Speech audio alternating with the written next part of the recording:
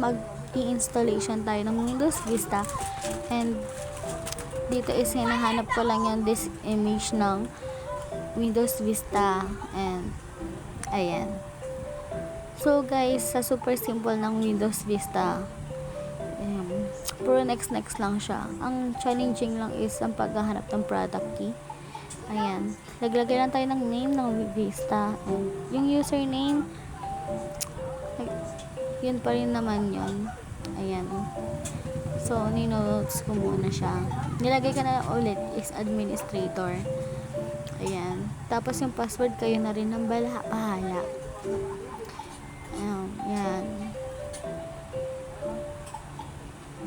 So, yan. Hindi pa kasi ako sure that time kung tama ba yan.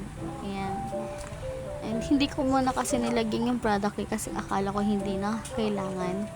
So, yung domain name, ganun pa rin sa ibang server.